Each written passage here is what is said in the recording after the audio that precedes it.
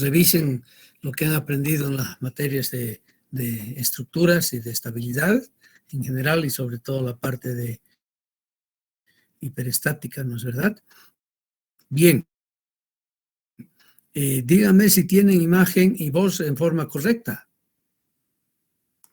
Bueno, ingeniero, sí se ve y se escucha con claridad. ¿Tienen imagen y tienen voz, todo en orden? Gracias. Ok. Sí, ingeniero, se escucha. Ya, muy bien, muchas gracias, jóvenes. Ya somos ahorita, les voy a decir, ya es un número interesante, digamos, estamos con 60. O sea que yo creo que ya nos da para la clase. Aunque ustedes no crean, tenemos 100, yo les voy a decir cuántas personas inscritas hay en este curso, que es impresionante, no puede ser, ¿no? Estamos con 161 personas. ¿Qué les parece? 161. Es una cantidad impresionante, ¿no? Ya, en la anterior clase nos hemos quedado con el SPT. Ya les he dicho, tiene una aplicación difundidísima en Bolivia. Creen que con SPT se resuelve todo, algunos colegas, pero no, tiene sus limitaciones también, ¿no? Pero no se puede usar un dispositivo de este tipo para suelos muy gruesos donde hay gravas, en general gravas también, y también donde hay limos totalmente limos arcillosos, sobre todo limos, ¿no? Si ustedes se fijan, la herramienta en sí que se hinca es pues pequeña, tiene un diámetro interno, el elemento que se hinca, el elemento de penetración de apenas 34.9 milímetros. Sin embargo, tiene mucha difusión. Para suelos finos, arcillas finas, arcillas limosas, arcillas arcillosas, sin duda que sí usamos el método, el SPT, que es la penetración estándar, todo el ensayo de penetración estándar. Y hemos hablado en la anterior clase que simplemente lo que hacemos es hincar la pieza, hincamos entonces el muestrador, la cuchara bipartita de Terzaghi se llama, 45 centímetros, y se van midiendo, anotando los golpes que se necesitan para introducir el muestreador, 45 centímetros. Los primeros 15 centímetros anotamos los golpes, pero no se cuentan para nada. Sí nos interesa los golpes que necesitamos para introducir los siguientes 15 centímetros, llegar a 30 centímetros, finalmente los últimos 15 centímetros, ¿no es verdad? Entonces, eso es lo que tenemos. Hay equipos, les decía ya, manuales también, que se usa mucho ahora en la práctica. Está trabajando aquí en Alto Cochabamba este equipo, ¿no es verdad? Y varía un poquito la norma europea con la norma americana, en lo que se refiere al diámetro de la pieza de corte, que nos ayuda a hincarnos, ¿no? En la cámara donde se almacena entonces la muestra como tal, ¿de acuerdo? Ese es el ejemplo, ya habíamos hablado de esto también, ¿no? Donde una vez hecha la perforación, se pone el elemento, que no perforamos desde arriba solamente con el SPT, es un error que a veces se comete, hay que tener una perforación y hacer el ensayo en la base de la perforación para introducir los 45 centímetros acá. Aquí anotamos el número de golpes directamente, ¿no? Y lo que sí se toma en cuenta para los cálculos y para las correlaciones que se hacen son los golpes de los 15 centímetros intermedios y los 15 centímetros inferiores. Es lo que cuenta y es lo que debemos normar. Hay que introducir una serie de coeficientes de corrección para llegar a un dato final como tal, ¿ya? Esto está, les pedí que lean un poco, por favor, la norma europea, lo que están usando los europeos, con diferentes tablas y los tres coeficientes básicos de corrección, ¿no? Partiendo del número bruto que hemos sacado en el campo, no lo corregimos. Y todo eso se lo norma al factor 60, se dice, ¿ya? Bien, de acuerdo a país, vamos a tener diferentes coeficientes de corrección. Y que hay que tener en cuenta, hay que saber de dónde viene el equipo, ¿no es verdad? Y en base a la procedencia del equipo, porque no fabricamos esto, en sí no fabricamos nada en Bolivia. Estamos sujetos a la importación de todo. Entonces, hacemos la elección respectiva de los diferentes coeficientes, del coeficiente de energía, que se refiere cabalmente a la pérdida. Es un coeficiente, digamos, de rendimiento. Es la cantidad de energía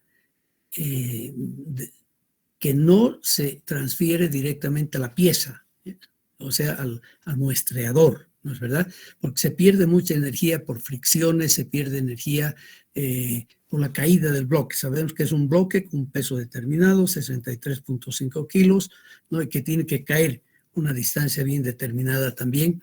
Eso es normal en todo el mundo, pero la pérdida que tenemos de energía hay que tomarla en cuenta.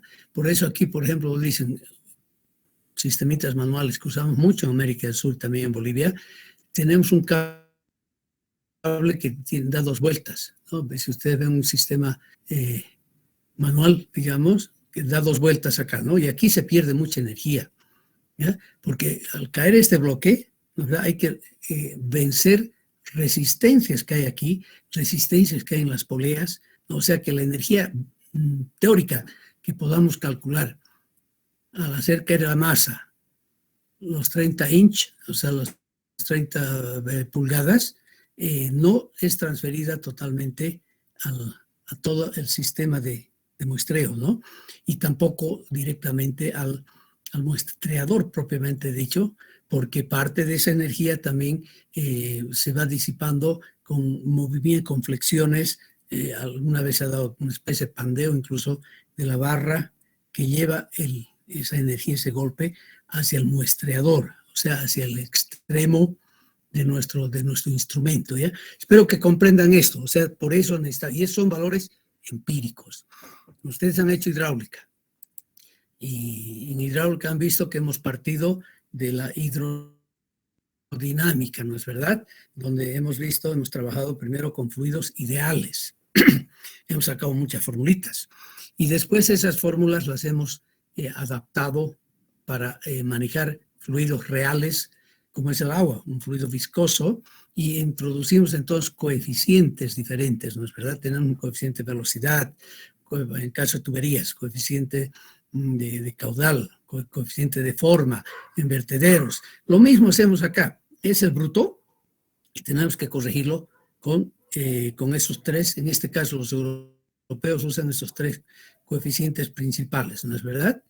El coeficiente es del equipo específico, la pérdida en todo el sistema, coeficiente debido a la longitud de las varillas, lambda, y finalmente hay un coeficiente debido a la presión que existe en el entorno, presión de confinamiento, que existe en el entorno del muestreador, que también tenemos que tomarlos en cuenta, y para eso son estas tablitas, ¿de acuerdo?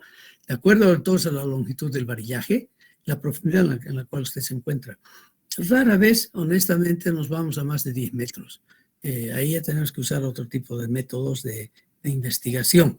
Normalmente el SPT va a estar limitado en general hasta unos máximo, yo creo, 10 metros, y de acuerdo además al terreno que se pueda tener, ¿no es verdad? A los cambios de estratos que podamos tener. Pero con estos datos tenemos ya un buen criterio para introducir la corrección por la longitud del varillaje. Y finalmente vamos a concebir la corrección debido a las presiones de sobrecarga, sobre todo en arenas, ¿no? Cuando está sobreconsolidado o subconsolidado.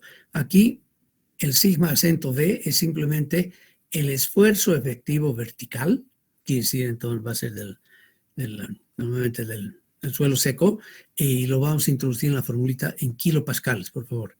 En kilopascales, ¿ya? Aquí vamos a introducir, y es la unidad que se está usando en esta formulita, es kilopascales por 10 a la 2. En estos coeficientes tienen que tener mucho cuidado en la unidad que se deben usar, ¿ya? Bien. Se ha visto entonces una advertencia, porque no es la panacea, no es el todo hacer un SPT. ¿Ah? No se tiene todavía en el mundo entero una concertación respecto al SPT en suelos arcillosos. O sea que de hecho ya nos es difícil trabajar suelos arcillosos. Lo mejor es de verdad sacar muestritas que sean inalteradas y llevarlas al laboratorio, ¿no? Y hacer un ensayo de corte o hacer un ensayo de consolidación, que vamos a verlo más tarde, o ensayos de triaxiales como tal, ¿ya? Entonces, la conclusión es bien clara. Es una evaluación cualitativa, rango de valores, si quieren ustedes. Eso es importante, ¿ya? O sea que no podemos agarrarnos así como si fuera la última, el último dato inalterable y necesariamente obligatorio, lo que deducimos con un SPT. No se olviden, por favor, que el SPT es finalmente el número de golpes, ¿no? Para introducir una cierta profundidad al tomatestigos, ¿no? La cuchara bipartita de Terzaghi. Y de ahí sacamos una serie de ecuaciones empíricas de ajustes, de unas funcionalidades que tienen un cierto grado de incertidumbre, de dispersión. O sea, siempre hay que estar atentos entonces a que los datos que podamos obtener o que nos dé el geotécnico para calcular nuestro edificio debe ser dado incluyendo también la certidumbre o la dispersión que puede tener ese dato. Nos tienen que avisar cuál es el grado de, digamos, de exactitud, aunque de aquí nunca vamos a poder hablar de exactitud. En la geotecnia, en la ciencia de la ingeniería, no podemos hablar de exactitud como tal, porque todo es aleatorio, es estocástico, ¿no es verdad? Ya hemos dicho eso, ¿ya? Bien, de todas maneras, sí podemos usar todo esto en forma cuantitativa, siempre y cuando las condiciones locales sean conocidas y tengamos una buena correlación con el N60 como tal, ¿ya? Los americanos, y ustedes tienen este libro por si acaso les he dado, y les he pedido ya por favor que estudien, que lean un poco en inglés, consulten. Yo sé que ya no tienen tiempo casi para nada ahora con tanta práctica y tarea, pero tienen que por favor estudiar y aprender el inglés. Ahorita estamos en un estado plurinacional donde la ministra de Desarrollo dice que es una sociedad originaria y aborigen campesina, no sé, con esos tres adjetivos que han juntado, pero al final cuentas el mundo entero se comunica en inglés. Todas las publicaciones, más 90% de las publicaciones del mundo entero, sobre todo en el campo técnico nuestro, aparecen en inglés. O sea, tienen que estudiar.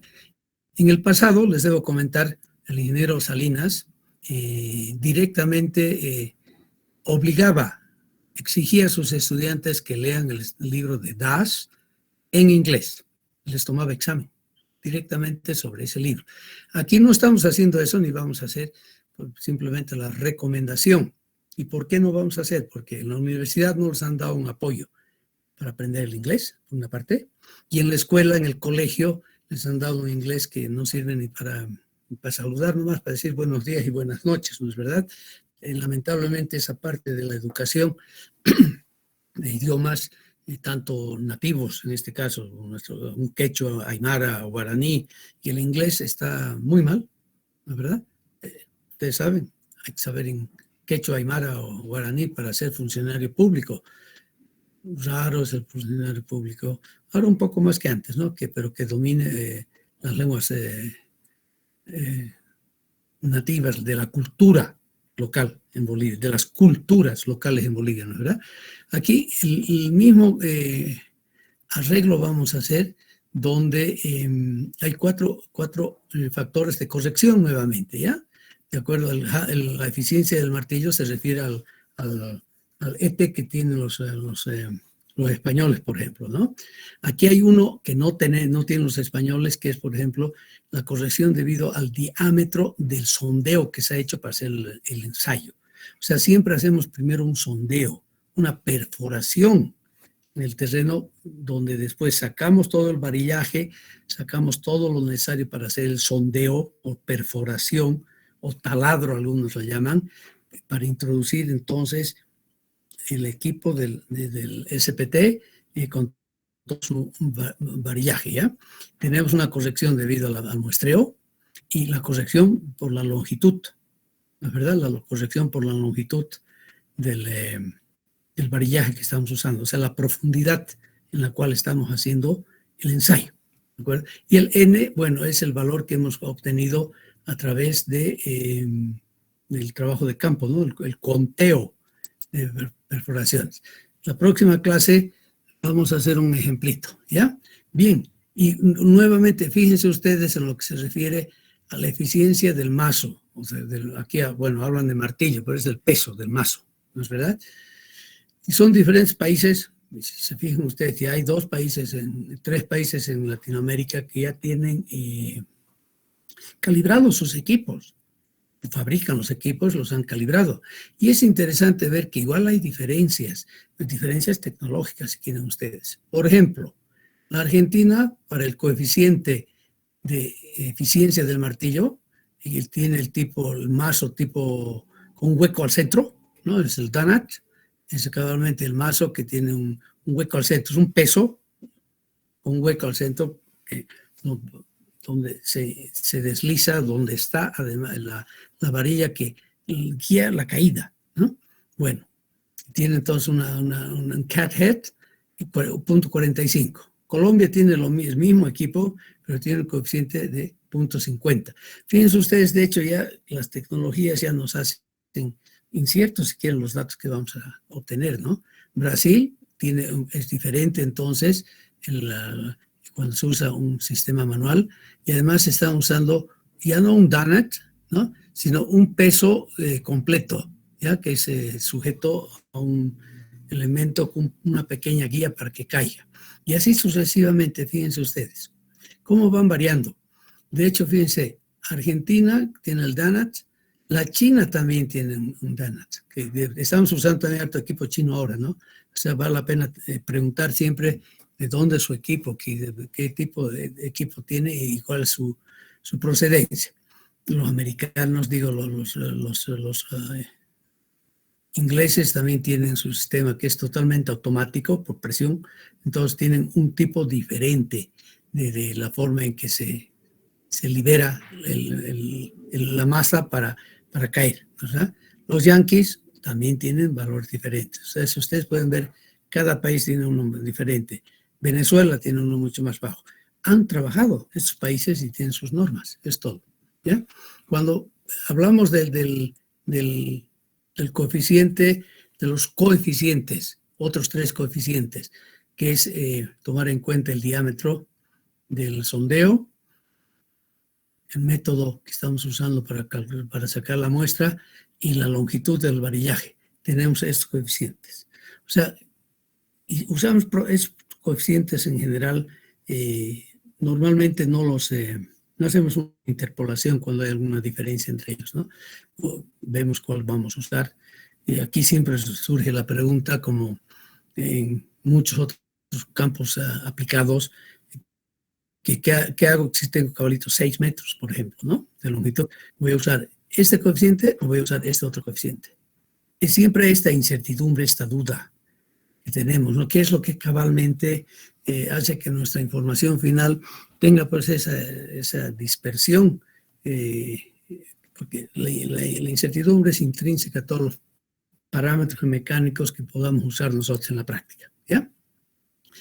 Y finalmente la corrección por la carga efectiva, que es un coeficiente en el caso de los europeos, pero aquí se usa entonces esta relación donde tenemos el sigma z efectivo, ¿no? El apóstrofe aquí siempre quiere decir efectivo, ¿ya? Que lo vamos, aquí en este caso, evidentemente, tenemos que tener, si está en kilopascales, aquí tengo que usarlo en kilopascales, ¿no es verdad?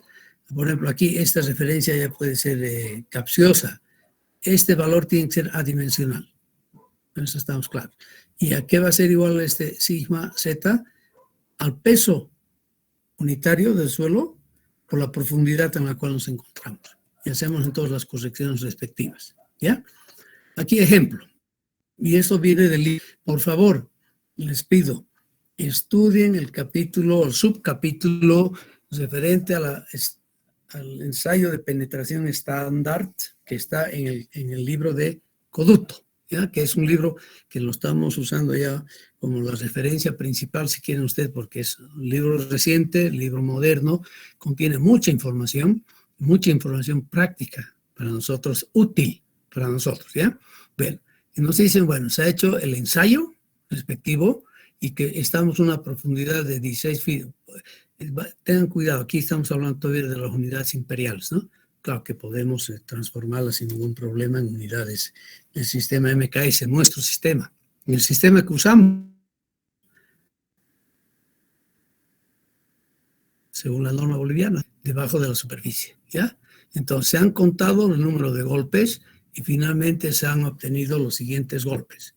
Los primeros 15 centímetros, que equivalen a 6 pulgadas, fíjense ustedes, redondeado, ¿no? Ojo, porque si ustedes, no tengo mi maquinita de calcular acá, pero si nosotros calculamos exactamente 6 pulgadas en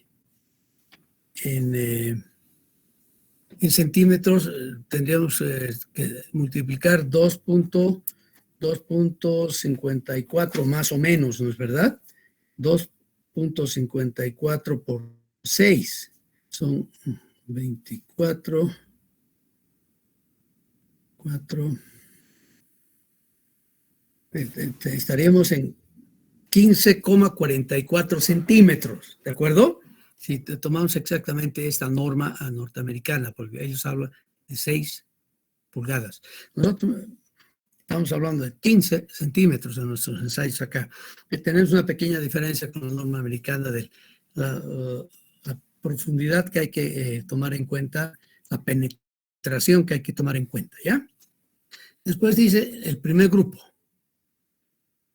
Cuando vamos de 6 a 12 pulgadas, o sea, de 15 centímetros a 30 centímetros aproximadamente, son 6 golpes y de 12 a 18 son otros 6 golpes, ¿de acuerdo? ¿Ya?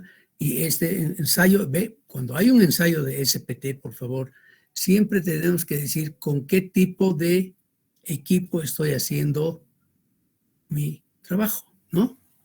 Entonces aquí dice claramente, ¿no? El ensayo ha sido conducido con un equipo estilo norteamericano del donut, o sea, del mazo con hueco, ¿ya? Y de 6 inches, también de 15 centímetros de diámetro, ¿ya? Y el diámetro que se usó para hacer esta perforación es de 6 pulgadas, 15 centímetros. A veces hacemos pozos grandes, ¿no? Que cuestan más, pero es lo mejor que podemos hacer para hacer un buen estudio. Por eso es que no estamos haciendo buenos estudios en Bolivia, porque cuesta mucho, ¿no? Porque hacer perforaciones de 6 pulgadas, que son 15, sería 15,44 centímetros, ya es cosa mayor. Normalmente estamos usando perforaciones de equivalentes a lo que llaman el HQ, que me deja un hueco de algo menos de 10 centímetros, ¿no? O sea, el sondeo, el taladro, ¿ya? Y se ha usado un muestreador estándar simple, ¿ya? Que ha sido instalado en una línea, o sea, que está colgado a un sistema de izaje.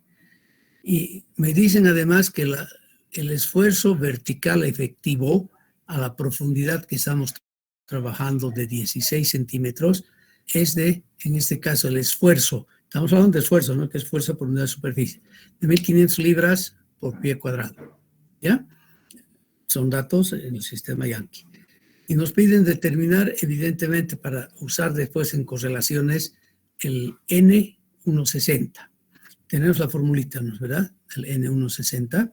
Entonces, lo primero que hacemos es contar el número de golpes, o sea, sumar los golpes de la penetración de la parte intermedia, de los 15 centímetros intermedios más los 15 centímetros de la última parte. Son datos del problema. 12.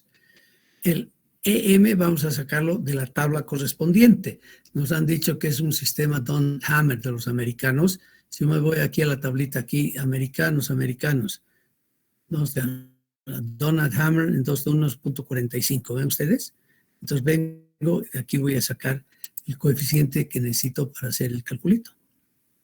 El CB nuevamente lo voy a sacar de la tabla 3-4. Aquí son dos tablas que estamos usando en este caso, simplemente dos tablas, ¿ya? El CB que se refiere entonces al diámetro del sondeo que se ha hecho para realizar el ensayo. Y normalmente los americanos trabajan con estos tres diámetros. Mira, aquí está un poco mezclado ya este libro de Coduto, donde a veces hay ejercicios completos también en el sistema métrico decimal, no en el sistema MKS, a veces en el sistema imperial. Pero aquí más o menos son estos diámetros. Fíjense ustedes, normalmente nosotros hacemos sondeos con perforaciones alrededor de 10, de 100 milímetros, donde tendríamos que emplear un coeficiente de corrección debido al diámetro de 1. En este caso nos han dicho que han usado 206 inch, ¿no es verdad? Entonces vamos a usar este coeficiente de 1.05. Es decir, nomás a la tablita, ¿de acuerdo? En lo que se refiere al método de sampleo, de muestreo como tal, ¿no? Aquí vamos a método de sampleo, hemos usado el método simple, ¿no? Método estándar, entonces el coeficiente va a ser igual a 1. Y finalmente tenemos las correcciones de longitud de barra. Nosotros estamos, fíjense ustedes, nosotros estamos finalmente desde arriba, ¿no? A 16 pies de profundidad. Entonces aquí tenemos que ver dónde voy a entrar. 16 pies de profundidad, que equivale entonces vamos a estar en este rango, ¿no? 16 inch, perdón, no pies, o pies era, fits, como dice el problema, estamos a 16 fits, ya. Estamos a 16 fits, ¿no es verdad? Que vamos a estar aproximadamente entonces por acá. A ver, ¿quién me calcula cuántos, 16 pies, cuántos metros son? ¿Quién me dice?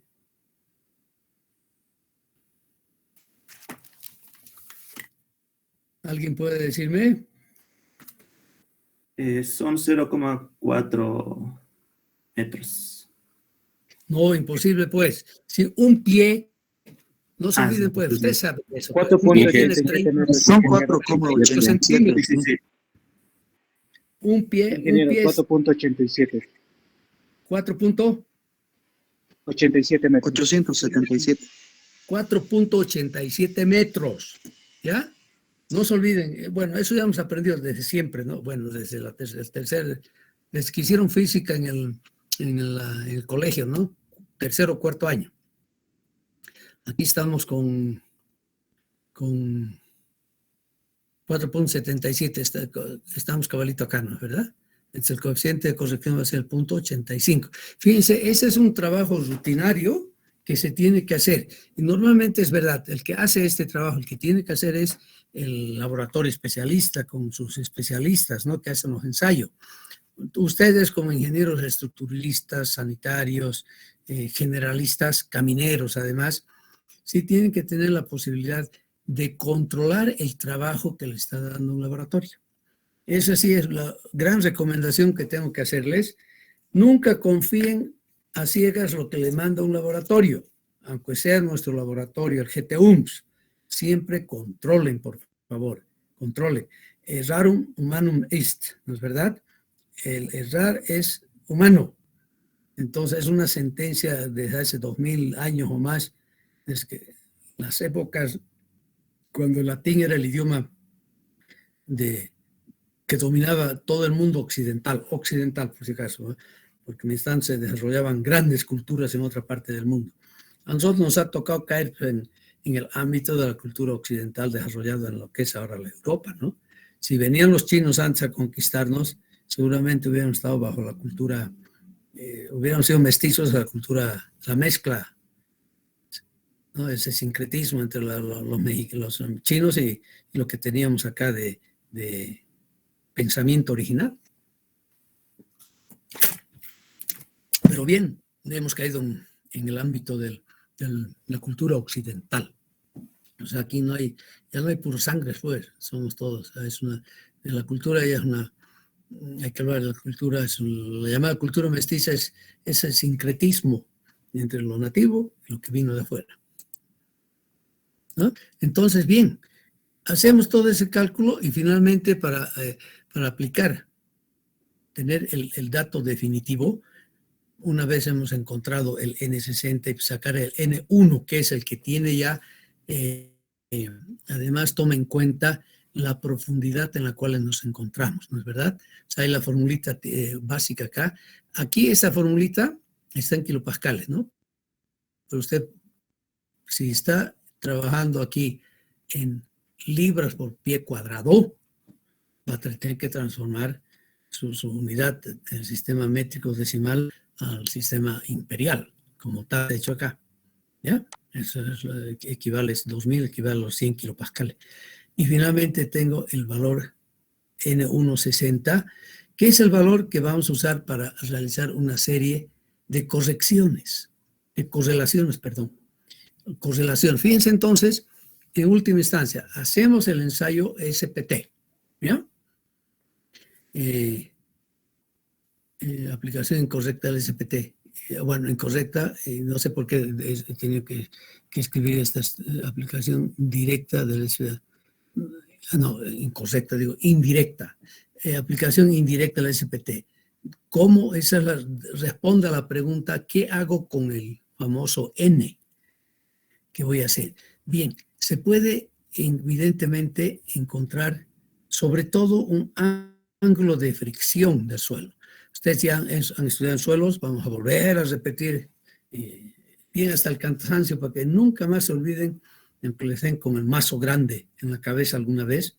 Estarán inconscientes un rato y después al volver a la conciencia no tienen que olvidarse de esto, ¿no es verdad?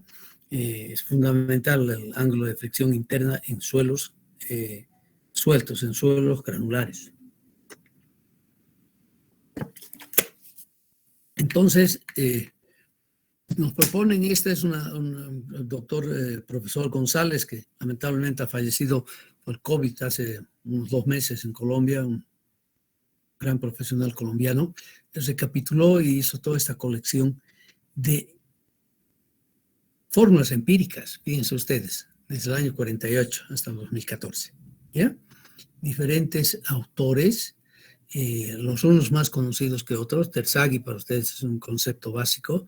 Nos propone entonces encontrar el ángulo de fricción interna efectivo con esta formulita, usando el N1, ¿no? Peck, que es otro de los grandes geotecnistas que tuvo Estados Unidos, nos propone una fórmula un poco diferente. Todas son aproximaciones, les digo, ¿no? Lo correcto sería aquí, pero no tengo los datos. Es dibujar, graficar para mostrar de que estamos hablando de aproximaciones que nos ayudan mucho en la práctica, pero siempre y cuando nos manejemos en forma cuidadosa, ¿no es verdad? Hay que ser sumamente cuidadosos, como dice la norma. Han leído y hemos hablado de eso, de la norma europea y también americana, en lo que se refiere a los valores característicos, ¿no es verdad? Schertmann es otro americano de origen alemán, norteamericano, que nos propone, fíjense ustedes, estructuras bien diferentes de las fórmulas, tratando de encontrar una expresión empírica que se ajuste lo mejor posible a los datos experimentales. De eso se trata, por eso tenemos tantas formulitas acá. Los japucos también han sido prácticos, han sacado su formulita, que tiene una estructura sencilla porque es lineal, igual a la de Terzaghi. No, Terzaghi era de la opinión que no vale la pena complicarse con grandes fórmulas matemáticas y ajustes, porque no obtenemos nada adicional como tal. Esa seguridad que necesitamos no lo vamos a obtener con grandes fórmulas de matemáticas, ¿no? O sea, los japoneses, a través de su sistema de ferrocarriles, proponen una formulita también sencillita, ¿no? Que la han después, eso es, miren los japoneses cómo andan bien parcializados, bien encasillados, bien compartimentados. Los ferroviarios proponen esa fórmula. Los carreteros, los viales, proponen esta otra fórmula, un poco diferente, ¿no? Pero si las dibujamos las dos, ustedes dibújenla, por favor, grafiquen estas dos fórmulas, las fórmulas en función del n. Ya, yo estoy anotando ahorita dónde está mi cuaderno de clases, que tengo un cuaderno separado de clases para poder, para no olvidarme. Les voy a pedir que, y me van a presentar cómo, no sé todavía, pero me van a presentar, háganse una grafiquita, no necesitan usar MATLAB o qué sé yo, simplemente usen un Excelcito, dibujen esta función, ¿ya? Para un rango de valores de, digamos, un rango de valores de N1 que vaya de 5 a 50. ¿Por qué digo 50? Pues 50 es el límite, que decimos que hay rechazos, no puede entrar más. Si con 50 golpes no he podido introducir, de hecho ya tengo que saber que ese ensayo, primero que tengo un suelo tremendamente resistente, y es el límite. Llegamos siempre hasta N50. Entonces programen un ratito todas estas formulitas y hagan un gráfico bien bonito con todas estas, ¿cuántos son? 1, 2, 3, 4, 5, 6, 7, 8. 8 formulitas, ¿ya? Y ahí ustedes mismos van a ver cuál es la diferencia entre cada una de ellas, si bien no tenemos los datos experimentales, lamentablemente. Bien, aquí los japoneses también han trabajado muy bien. Finalmente es un trabajo de cabalmente el profesor González, y un poco diferente, me parecía de los japoneses acá. Pero fíjense ustedes, interesantes que los coeficientes varían, ¿no? Pero son las ecuaciones que se están usando, ¿ya?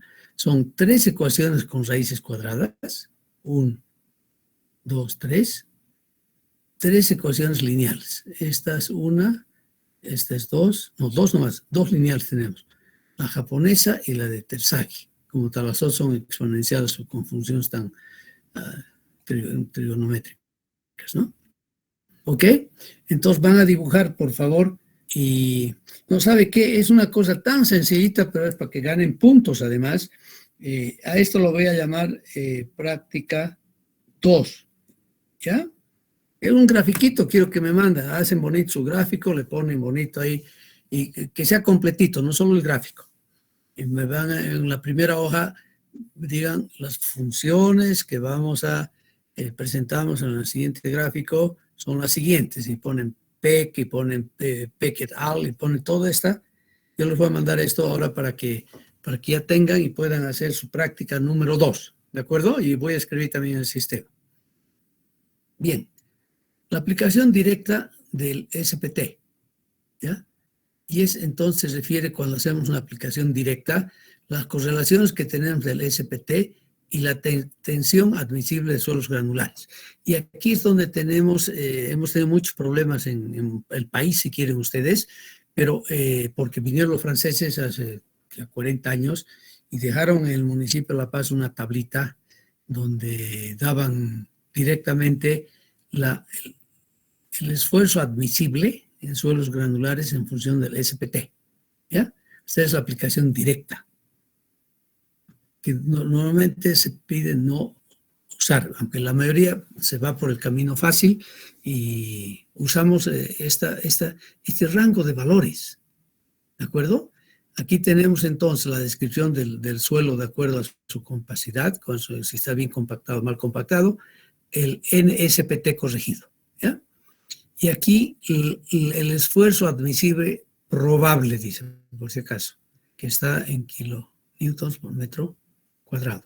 Quiere decir kilopascales, ¿no es verdad? No se equivoque, kilopascales.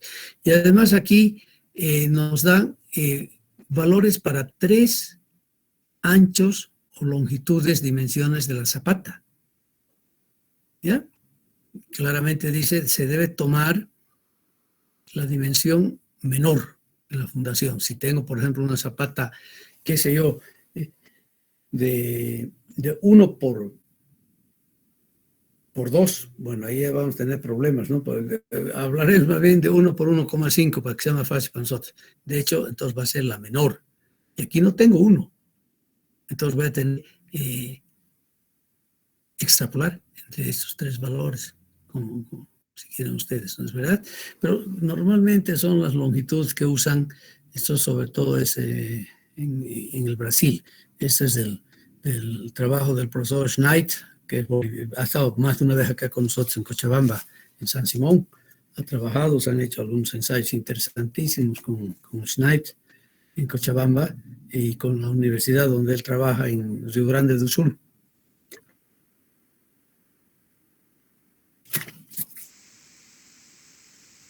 Pero lo principal es esto, tener una idea del orden, cómo van variando la capacidad portante admisible en función del SPT. ¿De acuerdo? Nosotros como ingenieros y ustedes como futuros ingenieros no pueden ser pues cajas de resonancia o robotcitos, ¿no?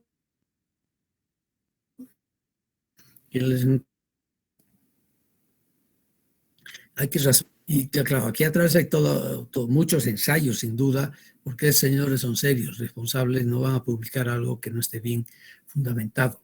¿Ya? Fíjense ustedes cómo, primero veamos en la línea vertical, cómo va bajando la tensión o la capacidad admisible en un terreno. Porque es un numerito mágico que le piden siempre, ¿no? ¿Cuál es la capacidad portante del terreno? ¿Qué sé yo? Usted dice 200 megapascales, ¿no?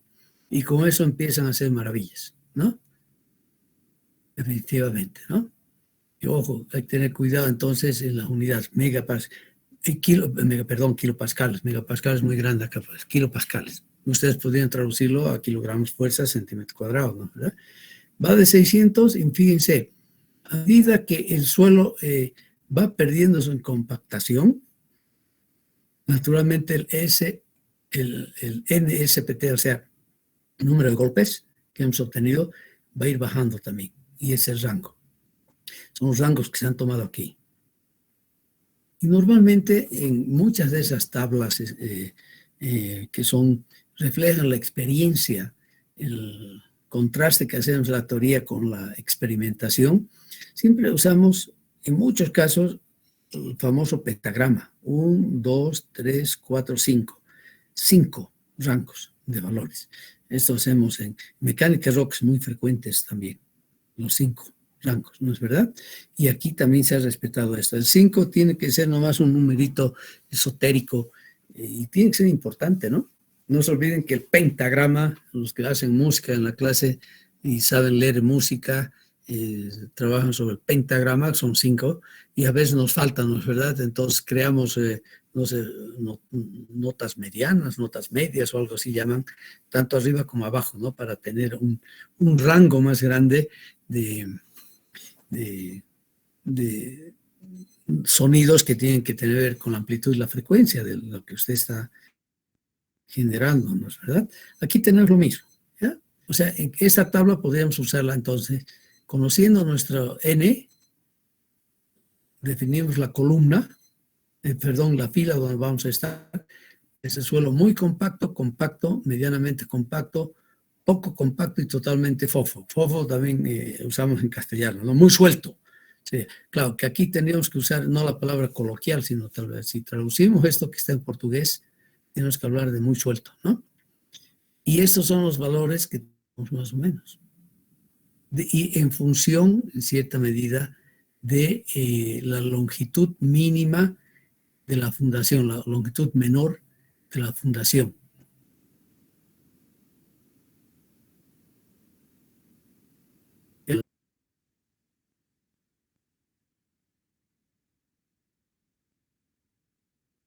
Que son simplemente puntuales, los dibujo en un grafiquito, ¿no es verdad? Pongo los puntos y hago mi ajuste. Y uso ese ajuste, normalmente una línea recta o una función de segundo grado, nada más, para calcular el esfuerzo, la capacidad admisible para la longitud que tengo. Aquí por ejemplo no tengo 1. Entonces tendría yo que interpolar entre esta columna 1 y esta columna 2, ¿no es verdad? Y voy a tener que interpolar también entonces entre estos rangos de valores, pero aquí ya no me permiten interpolar porque es un intervalo de valores. De 30 a 50 voy a estar acá. Y es lo que hacemos. Si tengo 35, entraré de aquí 35 y mi longitud mínima de la fundación que sea 1,5, entonces estoy aquí, ese valor. Me da un inferior y un superior. Y siempre tenemos en la práctica la incertidumbre, o sea, la dificultad en decir, ¿y ahora qué tomo? Si soy muy optimista, voy a tomar la mayor. Si soy pesimista, voy a tomar la menor. ¿Pero qué significa eso? Aquí estoy sobredimensionando la obra, ¿no es verdad? Y aquí tal vez estoy asumiendo un valor que me podría dar mayores dificultades durante la operación, el funcionamiento, el uso de la obra. O sea que tenemos rango, no podemos todavía salvarnos. A veces por eso es mejor usar este tipo de aplicación indirecta, este ángulo de fricción, ver todas estas fórmulas y después calcular la capacidad portante última y aplicar un coeficiente de seguridad a esa capacidad portante última, que es lo que vamos a hacer en el próximo capítulo, ¿no es verdad? Pero podemos echar mano también a este tipo de tablas. ¿Ya? Voy a colocar aquí, estoy anotando, lo que los franceses divulgaron hace 35, 40 años en Bolivia, para que ustedes vean, y mucha gente ha hecho N cálculos y ha asumido sus valores basándose en las tablitas de los franceses en Bolivia. Se los voy a poner en después de esta hoja, la hojita de señores, ¿ya? Correlaciones, ojo, aquí estoy hablando de suelos granulares, ¿no es verdad? Arena fina. Y esas son las correlaciones, o sea, la misma tablita, pero para suelos cohesivos. Aquí no es error de ortografía, eso está en portugués, simplemente, ¿ya? O sea, verdad que estoy de acuerdo con ustedes, o si me dicen, no, pero usted está metiéndonos portugués, español, inglés, alemán y nosotros no sabemos esos idiomas. Pero se puede leer, se puede. Claro, para un buen texto habría que traducir esto al castellano, ¿no? Yo estoy de acuerdo con ustedes. Pero eso significa, cantidad de tiempo tremenda. A veces hay cosas no más importantes, pero más apremiantes, diría que hay que resolver. Aquí tenemos entonces para suelos cohesivos. Esto es para arcillas y para arcillas limosas, sobre todo. ¿De acuerdo? O sea, y a veces tenemos suelos, pero los suelos no son una sola cosa en la práctica, ¿verdad? Son diferentes, ¿ya? Y aquí dice, ojo, dice, tensión admisible para suelos residuales brasileños. Creo que ya hemos hablado una vez en el curso que tenemos de mecánica de suelos. No hemos hecho diferencia, aunque creo que el ingeniero Salinas ahora está haciendo la diferencia entre suelos aluviales y suelos residuales. Los residuales son aquellos que tienen desde su origen hasta el lugar definitivo de sedimentación y son el origen directo de la alteración de la roca madre, ¿la verdad? Hasta convertirse en suelo residual. Sobre todo en el trópico vemos muchos de estos suelos residuales. En el norte, el noreste de Bolivia, de penetración en carreteras que se han estado haciendo hacia el norte del país, donde tenemos que atravesar suelos residuales que tienen un comportamiento muy especial y de hecho en varios aspectos diferente al comportamiento de los suelos que tenemos aquí en los valles, por ejemplo, ¿no? Los suelos aluviales como tal. Aquí están también los valores, ¿de acuerdo? Ahora, fíjense ustedes, lógico que estamos hablando de suelos cohesivos, donde su consistencia, aquí hablamos de consistencia, aquí hablamos de compactación, ¿no es verdad? Pero va reduciéndose, ¿no? Desde muy dura, muy rígida, medianamente rígida, ya no es fofo aquí el mole quiere decir tremendamente plástica como tal, ¿ya? Yo voy a tratar de todas maneras de traducir eso, pero ustedes también pueden traducir. Yo pienso que sería un buen ejercicio para ustedes a modo de estudiar que traduzcan esto y pongan el que sea. A ver, el que quiera haga, me manda y eso gana puntos, ¿no? Porque muestra que está estudiando, ¿ya?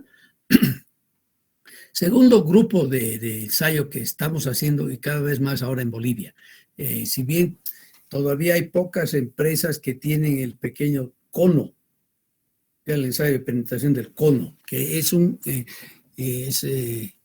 ya no es dinámico, porque el SPT, si se han fijado ustedes, es dinámico porque aplicamos una fuerza para que penetre la cuchara bipartita de Terzaghi, ¿no es verdad? Y contamos los golpes. Aquí vamos a ejercer una fuerza continua con todo el equipo sobre un cono especial que se llama también el cono de Delft, ¿ya? Es la prueba CPT. Y si ese cono está provisto, ahora es moderno eso, con un dispositivo de medición de la presión intersticial de poros, lo llamamos el piezo cono, o el ensayo se llama el CPTU, ¿ya? El ensayo de cono, CPTU. Ese es el acrónimo en inglés también, ¿no? Ensayo de penetración de cono, Cone Penetration Test, ¿ya? O sea, se usa, y en el mundo entero se usa este tipo de acrónimo. Esta es la norma que nos ayuda a hacer estos ensayos. Y ya les decía, mucha parte del mundo también hemos adoptado y estamos adoptando las normas americanas, es malditos imperialistas, como dicen algunos, pero tenemos que agarrar de algo y ellos han gastado tiempo y mucho dinero y tienen muchos recursos para investigar, ¿no? Algo que nosotros no tenemos. Y hay que, sí, en algunos casos, saber adaptar juiciosamente resultados que vienen de afuera. No es nomás tragarse la píldora porque vino de afuera y es aplicable en Bolivia. Hay que confirmar de que es aplicable. Y esa debería ser una de las tareas de nuestras universidades, ¿no es verdad? Adaptar, modificar, introducir los cambios necesarios a procedimientos de otros países, pero siempre sustentado experimentalmente. O sea que es la única forma, ¿no es verdad? Usted no puede decirme, el Espíritu Santo me iluminó y esto hay que cambiarlo en esta forma. Tiene que ser resultado de estudios, de ensayos en laboratorio. Por eso necesitamos en el laboratorio ensayos, ¿eh? En este caso, entonces, el cono, enseguida lo vamos a ver, el cono, que ubicamos el penetrómetro, el conito con una serie de varillas hacia abajo, y el cono se lo coloca en la parte inferior de la varilla, ¿no? Con todos los todo lo necesario para las mediciones y que son automáticas ahora. Ya no estamos con lapicitos y papel anotando un papelito. No se hace ahora y es muy fácil. A cualquier parte puede llevar una pequeña laptop, una computadora y portátil donde tiene todo el soft, todos los programas necesarios para recibir información de afuera, que son señas eléctricas, y almacenarlas adecuadamente y después transformarlas en lo que usted necesita, ¿no? Entonces vamos a medir siempre la fuerza que se está ejerciendo el cono, y también medimos con el cono la fuerza tangencial sobre el manguito, sobre las paredes del cono. O sea que con el cono medimos en sí una fuerza que está en la punta del cono y otras fuerzas que están asociadas a la superficie del manguito, o sea, las fuerzas de fuste que llamamos, fuerzas de fuste, ¿ya? Aquí, como es un ensayo continuo, tenemos una velocidad de penetración que no debe exceder los 20 más o menos 5 milímetros por segundo. Es lo que nos regula. O sea, es todo un servomecanismo que me permite mantener, y es lo que yo doy el comando a todo mi sistema ya electrónico para tener esta penetración de 20, digamos, ¿no? Y el sistema automáticamente se ajusta para que la fuerza que se esté aplicando corresponda a esta penetración como tal. O sea, hacer ya manualmente un CPT no es nada fácil, pues, ¿no? Tiene que ser controlado en fracciones de tiempo muy, muy pequeñas como tal, ¿ya? Y debemos respetar además la verticalidad de la varilla, que está empujando al conito, que es al penetrómetro como tal, ¿de acuerdo? Y bueno, nos dicen que el intervalo entre lecturas no debe exceder el 0.1 metros, ¿no? O sea que en este caso, que dice cada 10 centímetros, yo tengo que medir. O sea, quiere decir cada 5 segundos más o menos, ¿no es verdad? Tengo que hacer mi medición respectiva. Este sistema ha sido desarrollado a un país donde tienen mucho material aluvial muy fino, ¿ya? Estamos hablando de todo el delta del río Rin, que se junta con dos grandes ríos de la Europa y desembocan finalmente en la ciudad de Rotterdam, en Holanda. Esto ya empezaron a trabajar el año 32 y siguieron también, hubo 2 laboratorios pioneros para usar el CPT, el laboratorio de Delft, de mecánica de suelos, y el laboratorio de la Universidad de Gantes, en Bélgica, en el norte de Bélgica. Cabalmente la universidad y el laboratorio que fue nuestro parceiro, nuestro socio en la organización y puesta en marcha del laboratorio de suelo de geotecnia de Cochabamba. Fue gracias al apoyo académico, con apoyo financiero del Reino de Bélgica, que logramos hacer nuestro laboratorio de suelos, ¿no? Que ahorita está de capa caída, pero ya va a subir, ya se va a hacer todo lo necesario para que vuelva a su esplendor, el esplendor que tuvo cuando era director el ingeniero Mauricio Salinas Pereira. O sea, ustedes deben saber, ya no saben eso, Mauricio fue el segundo director del laboratorio y durante su gestión, que duró buenos años, duró un poco más de 10 años, hizo del laboratorio de San Simón el mejor laboratorio de Bolivia. De lejos el mejor, éramos los que dábamos la pauta en Bolivia, en la geotecnia, sobre todo en suelos. Mauricio hizo un gran trabajo ahí, el ingeniero Salinas, ¿no? Que todavía es profesor, tienen ustedes todavía, han tenido la suerte de tenerlo como profesor todavía el ingeniero Salinas, ¿no? Un gran profesional investigador, o sea que hizo un gran trabajo. Bueno, con Gantes, vengo a hablarles aquí de Gantes porque fueron los, junto con Holanda, Bélgica y Holanda, son los que desarrollaron este tubito, ¿ya? Que tiene todos sus como el tubito que hemos visto hace rato de Terzaghi, tiene su tubo de pared gruesa, diámetro exterior, es una cosa pequeña, 3,5 milímetros, interior 15 milímetros, ¿no? Varillaje el cono con una base de 10 centímetros. Hay ahora conos con diferentes bases, inicialmente se hicieron con una base de 10 centímetros cuadrados, y el ángulo del ápice seguido les voy a mostrar fotitos acá. Bueno, aquí no vale la pena que nos detengamos, pero les digo que hay una serie de tipos de ensayos posibles. Nosotros nos conformamos con hacer CPTUs, ¿no? O sea, ya no hacemos solamente CPT, sino CPTUs como tal. Pero esto es lo que se está haciendo ahora en muchos otros países, ¿ya? ¿En qué consiste entonces? Aquí sí veamos con más calma, porque aquí además pueden ver, pueden reconocer, había que pintar de amarillo el camioncito, nuestro camión, nuestro laboratorio portátil, ¿no? Que está adecuado, aunque ya está obsoleto, viejo, porque lo hemos comprado hace más de 30 años. Bueno, el sistema de captación de datos tenemos que cambiar en nuestro camión, definitivamente, y ejercemos entonces una fuerza permanente a través del varillaje, aquí al cono, a nuestro conito, ¿no es verdad? Y claro, el camión pesa un montón, nuestro camión creo que está en 35 toneladas de masa, 35 toneladas. O sea, llegamos a algún lugar, tiene que haber acceso, ¿no? Para hacer este ensayo, evidentemente.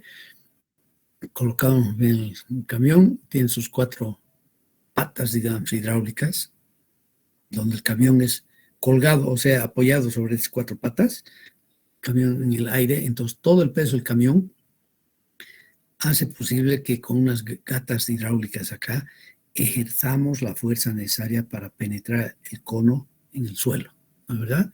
Es acción, es menos reacción. Con el peso contrarrestamos entonces y es posible entonces ejercer esa fuerza grande que necesitamos para introducir nuestro cono en el suelo como tal. ¿De acuerdo? Y fíjense, bueno, aquí hay un datito más. Cada vez vamos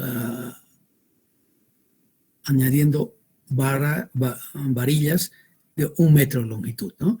Porque difícilmente si tengo que echar 6, 8 metros, voy a tener una varilla de una sola longitud, ¿no es verdad? Y aquí el camión también no me permite, finalmente estas deben ser 2 metros de alto, ¿no? Y medimos entonces, cuando usamos el penetómetro, ahora electrónico se llama, porque todo lo que ocurre acá se lo transforma inmediatamente acá una seña eléctrica que sale arriba y se almacena en una computadora y después se procesan los datos. Lo que nos permite medir un cono al hacer un ensayo de penetración de cono, ¿ya? Este sería los dos, el mismo procedimiento, CPT y el CPTU. Medimos, vamos a medir aquí la resistencia a la punta, ¿ya? Y eso lo vamos a calcular evidentemente a través de las dimensiones y la fuerza que estoy aplicando acá, junto con esta resistencia al fuste a las paredes, que es bien importante sobre todo para pilotes, ¿no es verdad? Y además aquí tenemos un captor especial que me ayuda a medir la presión reinante en ese punto del terreno. O sea, puedo medir entonces la presión. Es una celda especial, ¿no? Que su deformación, que es una pequeña membrana, si quieren ustedes, se deforma y esa membrana al deformarse genera una señal eléctrica que sale arriba y se la registra. Y bueno, hay una funcionalidad directa, inequívoca, entre la señal eléctrica que sale de acá y la magnitud de la presión que se tiene acá. O sea, cada uno de estos instrumentos siempre son muy bien calibrados en fábrica. La fábrica tiene que tener su laboratorio que nos manda con el certificado de calibración además y con la función de correlación bien definida para que podamos interpretar rápidamente la información que estamos captando in situ y transformarla en las magnitudes, en la magnitud que deseamos y que estamos buscando. Es el cono, fíjense ustedes, cómo empezaron el trabajo es en 1932. Holanda empieza con su cono bien sencillito, que lo hace de esta forma, ¿no? Sus 35 centímetros externos, decíamos. Internamente, ya me olvidó, ahorita internamente solo 15, ya. Me había olvidado ese detallito, hay que dibujarlo acá. 15 y el cono. Y tiene que ser un acero de alta resistencia, ¿no? Acero inoxidable y de alta resistencia como tal. Y es el equipo que usaron los belgas directamente, ¿no es verdad? Y bueno, eso es un trabajo de metalmecánica simplemente para hacerlo bien. Por ejemplo, una cosa así, si nosotros podríamos hacerlo sin ninguna dificultad, ¿no es verdad? Y aquí está el cono. Es un cono que se introduce. Inicialmente, fíjense, la gran diferencia entre lo que tenemos ahora, que no solamente era el cono, antes era solo el cono, pero ahora también medimos las fuerzas por deformación que se generan en las paredes del penetrómetro, ¿no? Que nos va a dar un parámetro importantísimo para calcular sobre todo pilotos, ¿ya? Aquí está nuestro camión, ¿eh? Es lo que usamos entonces actualmente y seguimos trabajando con el camión, aunque lamentablemente ahora no tenemos quien lo opere como lo operaba antes otros grandes que hemos tenido en laboratorios. Raúl Jiménez falleció lamentablemente el mes de diciembre. Raúl fue un gran apoyo, un técnico de alto nivel, con conocimientos muy profundos en la mecánica del suelo, ¿no es verdad? Bien, y en Bélgica, ya miren, es lo que estamos usando ahora en camión y todo, se usaba un sistema interesante para hacer el ensayo SPT, que podríamos hacerlo nosotros, ¿no? Un bloque de hormigón, que es muy bien anclado, un bloque grande de hormigón bien anclado, y se tenía aquí todo un dispositivo, como ven ustedes, entonces un dispositivo que nos permitía, a través de este gato hidráulico, introducir la fuerza necesaria. O sea, es un caso inverso, ¿no? Aquí estamos introduciendo la fuerza, que acción menos reacción, y la reacción estaba en este pórtico muy sólido, cuyas fuerzas eran contrarrestadas. Aquí había fuerzas de tracción, entonces hay fuerzas de tracción sin se hace el ensayo, y es contrarrestado por este gran bloque que se lo anclaba bien en el suelo para poder realizar el estudio. O sea, los principios físicos que ustedes han estudiado, hemos estudiado, los aplicamos en todo este tipo de trabajos y ensayos que hacemos, pues, ¿no? Y tenemos diferentes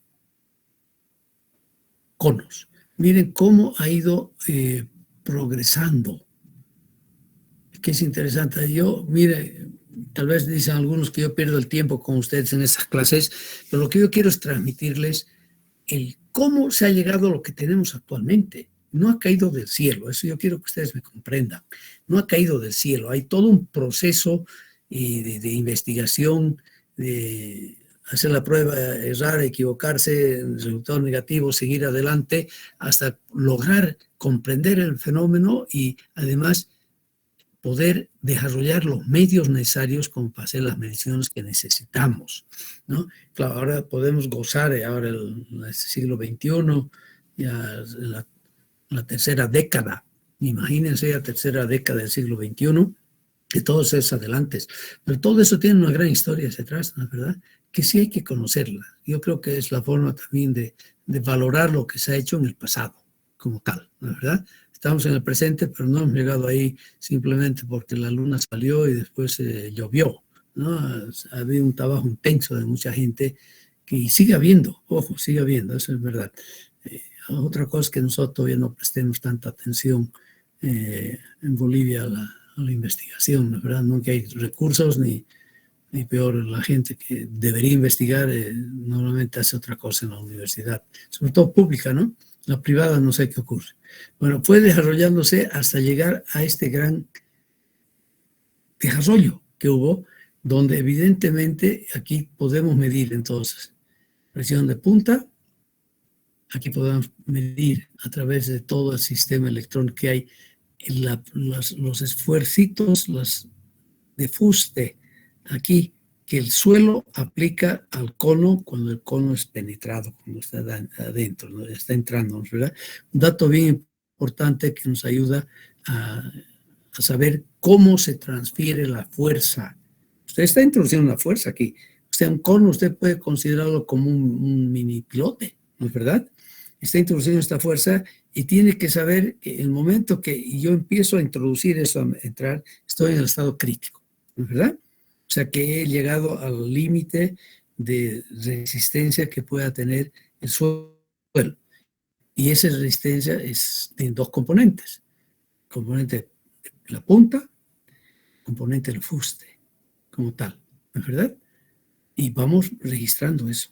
Y de aquí vamos a sacar conclusiones muy válidas entonces para la ingeniería, ya para hacer el dimensionamiento de fundaciones, sobre todo fundaciones profundas, ¿ya? Eso sí. Bueno, aquí una vez más les presento ya con detalle todos los elementitos que tiene nuestro cono como tal, ¿ya? Cono, y bueno, las dimensiones no es tan importante, aunque nosotros podríamos fabricar esto también en principio en Bolivia, ¿no? No habría nada, ningún secreto para poder fabricar una pieza con gente inteligente y tantos artesanos formidables que tenemos en Bolivia, podemos hacer sin ninguna dificultad, ¿no es verdad? Es cómo ha evolucionado ahora nuestro trabajo, ¿no es verdad? Y aquí tenemos todo el sistema electrónico y todas las mediciones, los instrumentos los transductores que llamamos, que nos permiten sacar toda la información hacia la superficie de una computadora, almacenamos esta información y después la procesamos como tal, ¿ya? Actualmente ahora se ve un cono así en esta forma, ¿ya? O aquí el mismo un cono también de fabricación de Van den Berg, de holandesa, y aquí desarmado, si quieren ustedes, ¿no? Desarmado. Bueno, las cosas son un poco caras con toda la electrónica que tienen, pero que ayuda pues a hacer, si se quiere, tiene que hacer una ingeniería seria y responsable, se la tiene que hacer también, ¿no? Bien, todos esos conos específicos se los hace ahora en diferentes diámetros, en diferentes dimensiones, y pueden llegar hasta 40 centímetros cuadrados acá. Ya claro que para tener un cono de ese tipo se necesita una capacidad de generación de la fuerza de penetración mucho más grande, ¿no es verdad? El estándar de 2 centímetros, ¿ya? No, perdón, el estándar es de 10 centímetros cuadrados. Con este se empezó inicialmente, con una superficie aquí en planta del cono, que tiene un ángulo de 60 grados de apertura, de 10 centímetros, como tal, ¿ya? Bien, ¿y qué es lo que hacemos entonces en esencia? ¿Ya? Medimos en forma continua la profundidad donde se encuentra el cono. Básico, tenemos que saber dónde estamos, ¿no es verdad? La fuerza de empuje sobre la varilla interna, Q, segundo. O sea que de hecho ya aquí tengo aquí dos valores importantes. La profundidad y la fuerza total, ¿no? La fuerza de corte sobre el manguito, eso es importante aquí, miren. Aquí vamos a medir, bueno, una figurita les mostré bonito, la fuerza sobre el manguito. Esa fuerza estamos midiendo. Y la medimos a través de formaciones que podamos hacer, ¿ya? Y las presiones de poros, además. Tenemos entonces el transductor para medir los poros. Y tenemos acá el resultado del ensayo, ¿ya? La resistencia al punto va a ser bien sencilla, simplemente va a ser la fuerza total que estoy aplicando dividido por el área del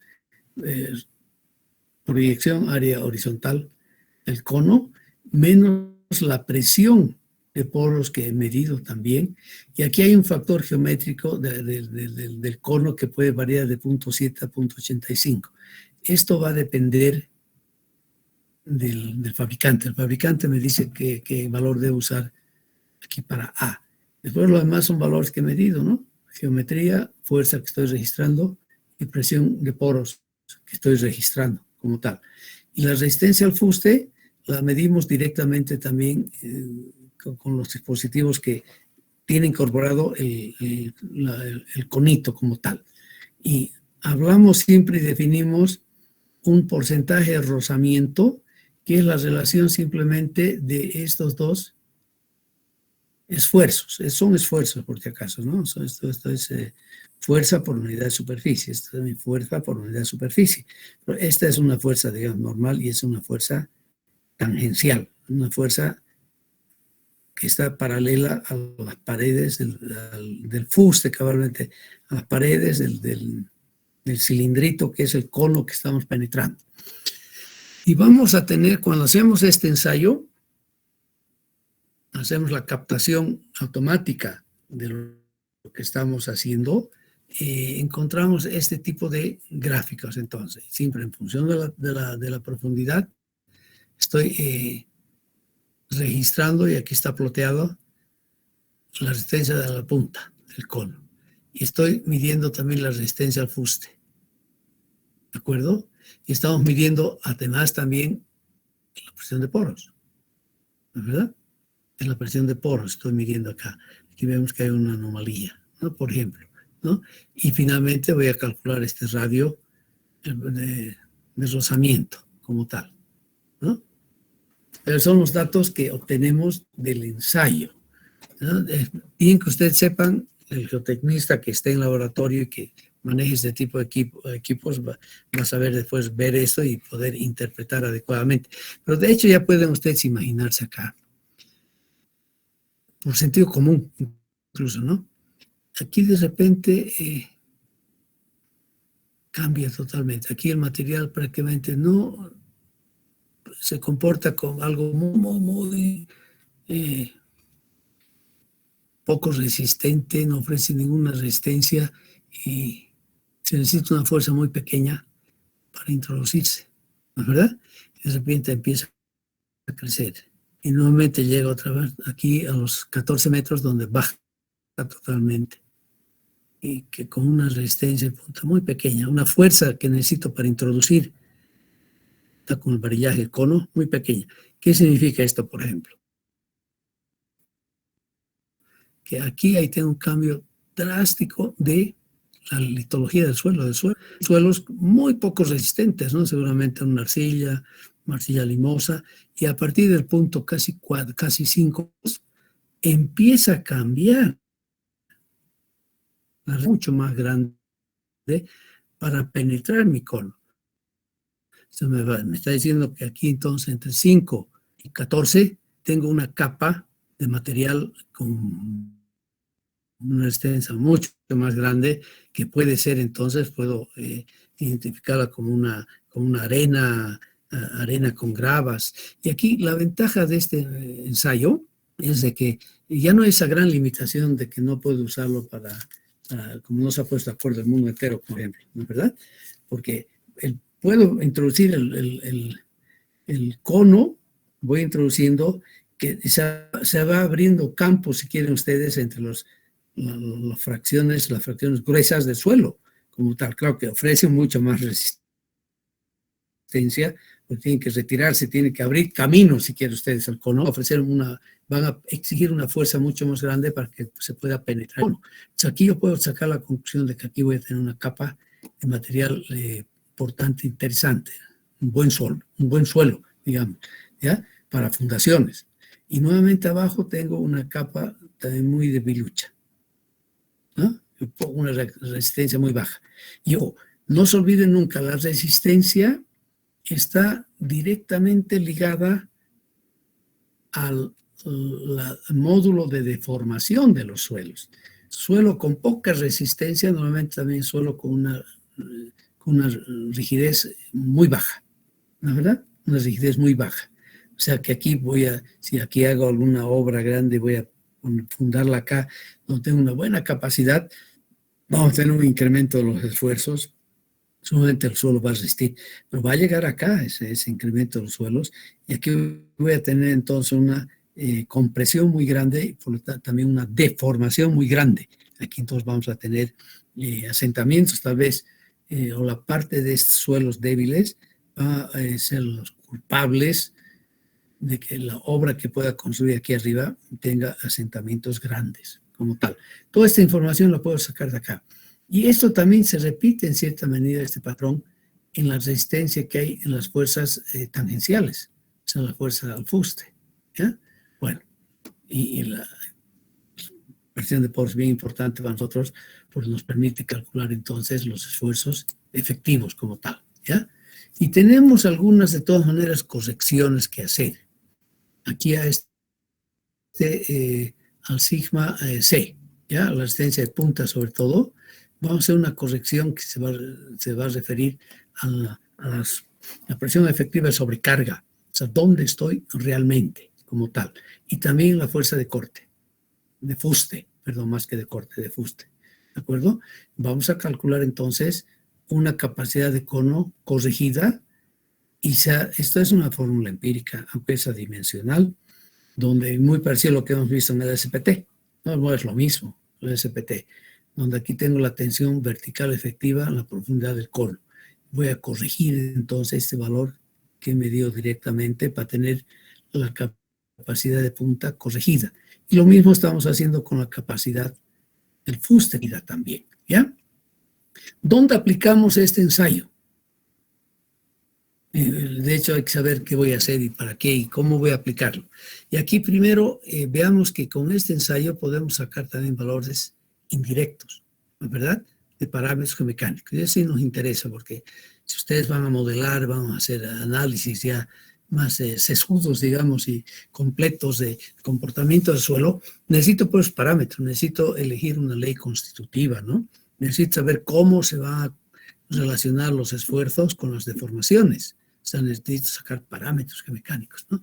Bueno, de todos los parámetros geomecánicos que ya hemos visto anteriormente, desde la densidad relativa, que es muy importante, la presión de sobreconsolidamiento, que nos interesa mucho, el esfuerzo de corte máximo, de corte no drenado, el ángulo de fricción interna, el módulo de deformación longitudinal y el módulo de corte, ¿no es verdad? Bueno, también hay una permeabilidad. Y aquí podemos ver de que con el ensayo CPTU, ¿ya? Vamos a poder obtener datos para arenas, para gravas. Y aquí vamos a tener el rango de certidumbre o aproximación o de aplicabilidad que vamos a poder darle a estos datos al deducir nuestras formulitas. Y si ustedes se fijan, sí es muy adecuado, digamos, este CPTU, cuando estamos hablando de materiales finos como arcillas, y para encontrar el esfuerzo de la sobreconsolidación de esa arcilla, es un dato importante, y para encontrar la resistencia al corte no drenada de esa arcilla. Dice aquí, si ustedes ven los 5 rangos que nos dan, nuevamente 5, los rangos que nos dan de aplicabilidad del CPTU. O sea, nuevamente el CPTU no es la panacea, como el SPT tampoco. Nos ayuda a aproximarnos finalmente a determinar los parámetros mecánicos que necesitamos, que tienen 2 grandes grupos, hemos dicho. Creo que hemos hablado ya de eso. No, vamos a hablar después. Bueno, parámetros mecánicos que tienen que ver con la resistencia y parámetros mecánicos que tienen que ver con la deformabilidad. Esos son los que tenemos que definir para hacer los calculitos y los pronósticos. Finalmente, los pronósticos, ¿cuáles son? Saber cuán lejos estamos de una situación de colapso, una obra, ¿no es verdad? Ahí introducimos el factor de seguridad cabalmente.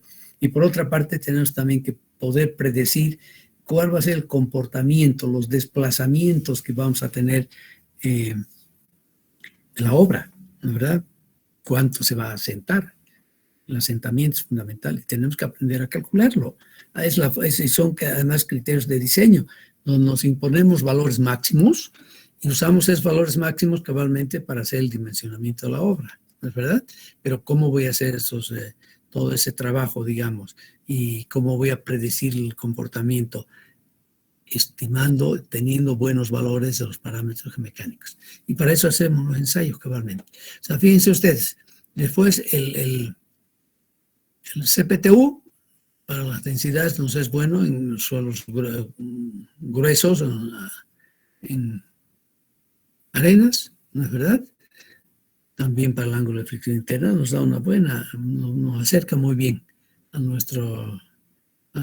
los objetivos que podamos tener, ¿no es verdad? Para todos los módulos de deformación que puede hacer, más módulos de giro, nos da muy buenos datos. Y se fijan para las arcillas también. Es decir, tenemos más 1s y 2s que 4 o 5, ¿no es verdad? De 5 que no es confiable, confiabilidad muy baja, dice, ¿no? Esta 4 es confiabilidad moderada baja. Pero si fijan, son un par nomás que están en 4. Aquí es muy baja, definitivamente. No podemos confiar en... Hay que otro tipo de ensayos para encontrar, por ejemplo, el esfuerzo de sobreconsolidación de terrenos como tal, ¿ya? O sea, nos muestra esto que realmente el cono es un instrumento que es un aparatito y un ensayo que nos da muchos datos que nos permite comprender muy bien y tener un buen modelo geomecánico o geotécnico del subsuelo donde vamos a construir una obra como tal. Bueno, aquí está la descripción de los diferentes valores, de diferentes parámetros técnicos que está aquí. Ahorita, a ver, veamos el M y el G, M y G, ¿no? La compresibilidad, una dimensión, y también la sensibilidad. Ese también podemos sacarlo de acá, que es 2,3. Ya no nos va a reemplazar para obras importantes hacer ensayos de consolidación que han debido ver ustedes en el laboratorio. Teníamos por lo menos una pieza donde manteníamos la presión, la temperatura y la humedad constante para hacer los ensayos de consolidación, que son bien importantes. Cuando hablemos en ensayos de laboratorio, vamos a tener que repetir eso. ¿De acuerdo? Ok. ¿Y cómo usamos todos estos datos? Finalmente, tenemos los datos. Aquí entonces tenemos la resistencia al cono, ¿no? El QC, y aquí se lo han normado con la presión atmosférica, por si acaso, ¿ya? Que es prácticamente la presión atmosférica es 100 kilopascales, no olviden, ¿ya? Que hablamos a veces, ya les he dicho, tenemos que introducir exactamente el cambio, sería 98.1, ¿no? Por la norma y el mundo entero han decidido que para la parte técnica la presión atmosférica va a ser 100 kilopascales. 100 kilopascales. Esa cifrita ténganla nomás ya para siempre en su cabeza, que en sí es importante porque si es 100 kilopascales estamos hablando también de un bar, ¿no es verdad? Y bueno, es la unidad de presiones viejas que se usaba y se usa todavía en algunos campos de la ingeniería, el bar como presión y también la presión barométrica, decimos, ¿no? ¿Verdad? Con la presión del aire. Y aquí hay una zonificación, digamos, que me relaciona la resistencia del cono normada a la presión atmosférica y el coeficiente de fricción, que lo hemos definido como la relación entre el esfuerzo del fuste y el esfuerzo de la punta, ¿no? ¿Verdad? Y nos da 8, eso de verdad hay que traducirlo para tenerlo mejor en castellano, y en libros en castellano no he visto, esto viene también, he puesto aquí la norma. A eso viene Robertson, uno de los que trabaja mucho en este campo. Y aquí normalmente siempre les pongo la referencia, ¿ya? Entonces aquí, por ejemplo, tenemos vamos directamente, mis datos, supónganse que aquí tenía 20, y aquí tenía 1, 21, estoy aquí en la zona 5. Voy aquí 5 y de hecho ya haciendo esta correlación ya puedo interpretar mis datos. O sea, aquí yo estoy haciendo interpretación de datos. Puedo decir que ese dato, ¿no? Han visto ustedes, les hemos dado aquí, vamos a tener este tipo de resultados del ensayo, ¿no es verdad? Todo en profundidad. Entonces me va a interesar en profundidad saber qué tengo, ¿no? En ese caso va a ser entonces una arena mezclada, mixtures de arena donde tengo arena limosa o puedo tener un limo arenoso. Ya, eso ya me interesa mucho, ¿no es verdad? No he sacado ninguna muestra acá porque con el SPT, con CPTU no sacamos muestras, sino sacamos esfuerzos. Con el SPT sí podemos sacar además muestras disturbadas, que sí nos ayudan en llevarlas en el laboratorio y poder clasificar muy bien el terreno, ¿la verdad? El suelo como tal. En ese sentido no vamos a tener problemas. Lo mismo si estamos, por ejemplo, aquí, supónganse que tenemos un material bien resistente, macanudo, ¿no? Y que me da aquí, por ejemplo, a ver, que esto es 20, 30, 40, 50, ¿de acuerdo? Y tengo un ángulo de fricción, digo, una relación de fricción también grande de un 8, póngale 4. Entonces voy a venir acá y voy a caer aquí en el 8. Entonces tengo que venir a ver, ¿qué es el 8?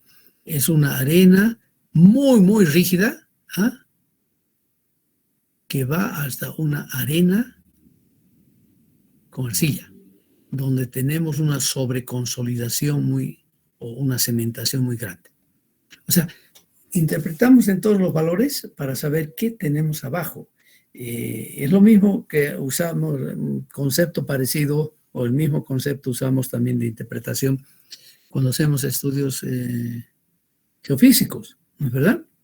Para ver la resistividad, y de la resistividad veo qué tipo de terreno tengo, o también la permeabilidad puedo sacar de ahí, o hacemos refracción sísmica para sacar también, para conocer qué tipo de terrenos en función a la velocidad de propagación de las ondas.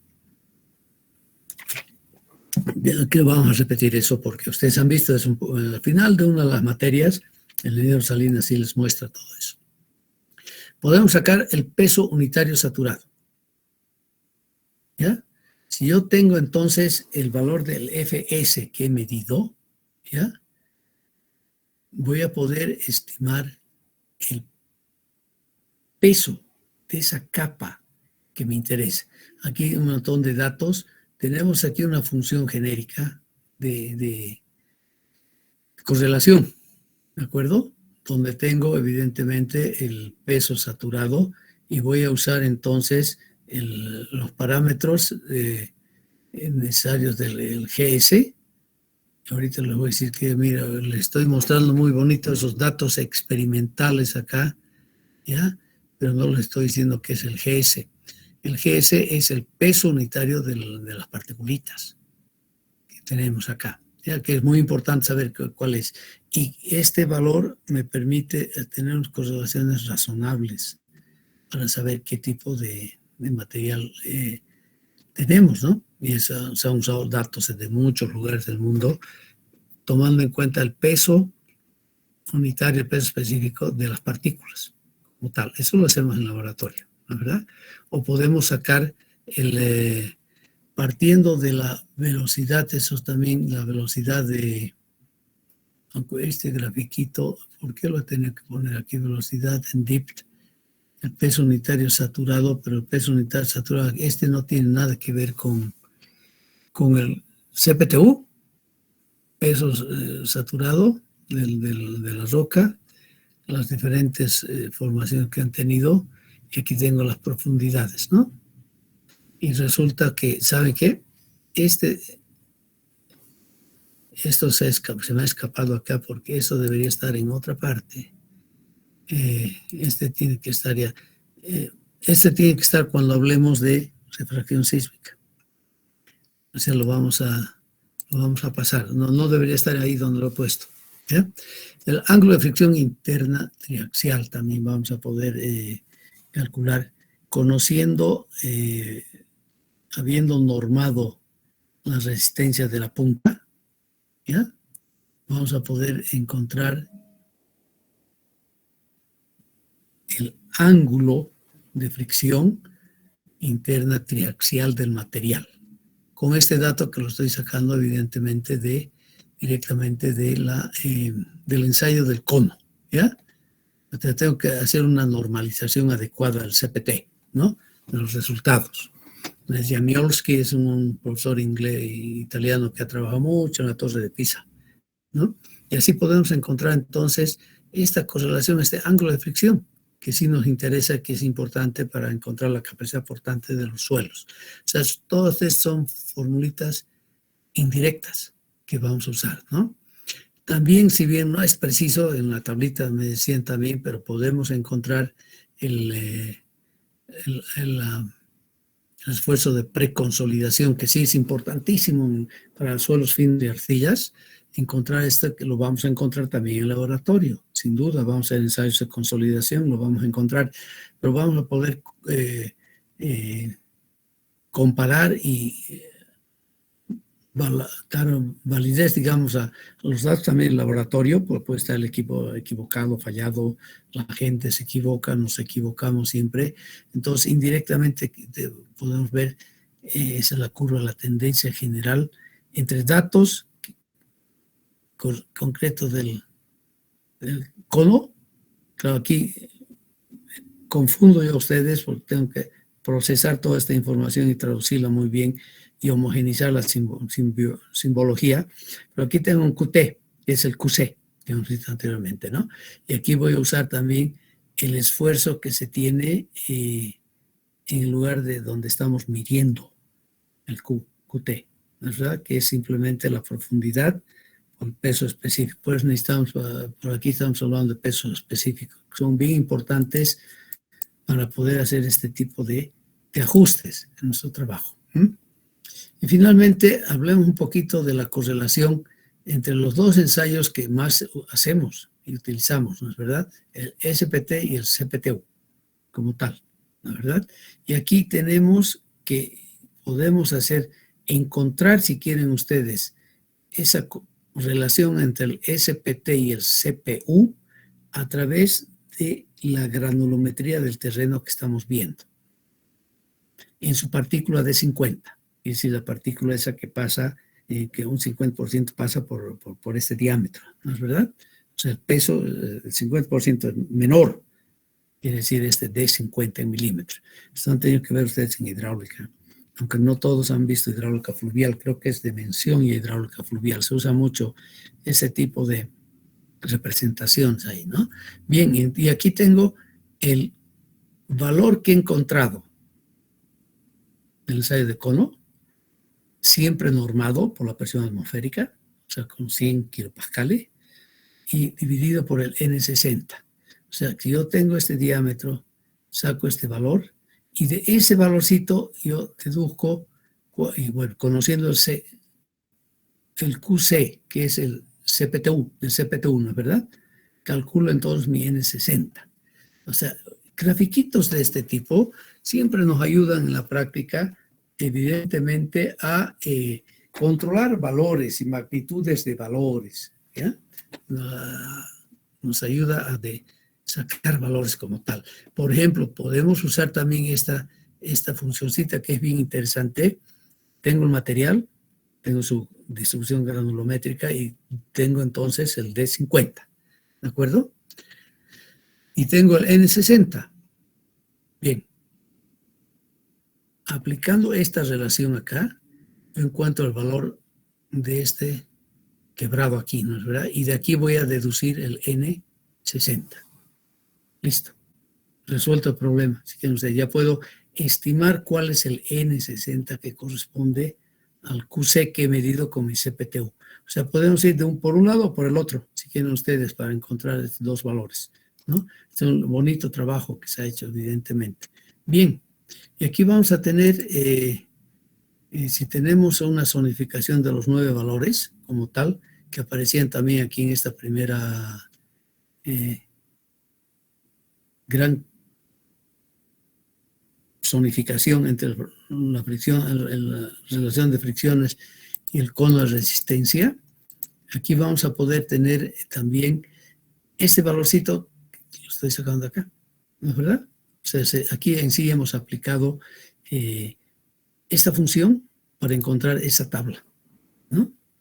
Si es material simple, el 5 era silty sand, o sea, arenisca limosa o limo arenoso, como tal. Y va a tener un coeficiente de este tipo, más o menos de 0.3. ¿Ya? O sea que ese coeficiente aquí va a ser 0.3. O sea, significa que voy a tener un D50 de ese mi material, todavía muy fino, ¿eh? Todavía muy fino, con 50 voy a tener ese pequeño diámetro. Ojo, aquí cuando hablamos de esta escala, no se olviden que estamos en milímetros. Tengo que hacer necesariamente una granulometría completa, por favor, ¿ya? Porque la malla 200 son 74 micrones, son 0.074 micrones. Si esto multiplico por 1000, tengo aquí 100. No, como 1, 2, tengo aquí 10. Si esto tengo 100. Voy a estar, por aquí está la malla 200, 50, 60, 70. Aquí está la malla 200. ¿De acuerdo? Porque ustedes saben, eso de suelos, por favor, acuérdense siempre. Material menor a 74 micrones, o sea, la malla 50, corresponde a limos y arcillas, ¿no? Lo más pequeño. Porque las arcillas, las partículas chiquititas de arcilla son menores a 2 micrones. O sea, tenemos que hacer siempre toda la granulometría tradicional con tamices y después lo que llamamos la hidrometría, donde aplicamos ya la ley de Stock, donde sacamos la distribución de las fracciones menores a 74 micrones, ¿ya? Entonces, o sea, desde aquí para abajo, aplicando la ley de Stokes en el laboratorio. Vemos cómo se va asentando el material y cómo va cambiando la densidad. De ahí saco la distribución granulométrica del terreno. En este caso, entonces, tenemos que hacer una hidrometría completa. En algunos casos necesitamos, en la práctica de fundaciones, no nos interesa mucho esa fracción menor a 200 mallas, ¿no? A la malla 200 de 74 micrones, entonces lo dejamos. Pero ya para otras aplicaciones ingenieriles, como por ejemplo para la conformación de núcleos de impermeabilización en presas, sí tengo que hacer necesariamente la hidrometría también. Yo necesito la curva granulométrica enterita a partir más o menos de los menos de 2 micrones. Saber cuánto de arcilla tengo y cuánto de limo. Aquí está anotado pues, cuánto de arcilla y cuánto de limo y cuánto aquí tengo todavía arena con limo y aquí tengo recién la arena propiamente dicha, ¿no? A partir de más o menos los 12.2 milímetros, ¿no? Aquí está la escala. Había estado aquí la escala. Esa parte sí vamos a tener que hacer. Y esta gráfica y esta fórmula que no tengo la expresión analítica, se la ha aplicado acá para poder detectar y decir cuál es esta relación. Y teniendo este dato, ustedes se fijan acá, sin ningún problema pueden calcular el N asociado a un QC, o a la inversa, el QC asociado a un N, 60. ¿Ya? Bien, otro ensayo que hacemos también. Mire, ya se nos ha ido un poquito de tiempo hablando solo de 2 ensayos, pero vale la pena, son los que más hacemos. Yo les pido, por favor, que estudien un poquito.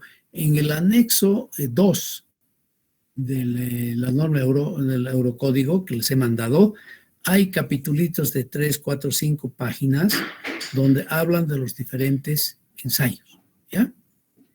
Hablan de los diferentes ensayos. Bien, tenemos un poquito más de tiempo, nos vamos a dar antes de que se acabe nuestro tiempo, y hablemos del tercer ensayo, que sí lo estamos haciendo también rutinariamente, que es el ensayo presiométrico. Inge, ¿sí? Estaba revisando el horario y según el horario es hasta las 11:15, Inge, la clase. Ah, caramba, yo pensé, discúlpenme, nos hemos sobrepasado entonces. Oye,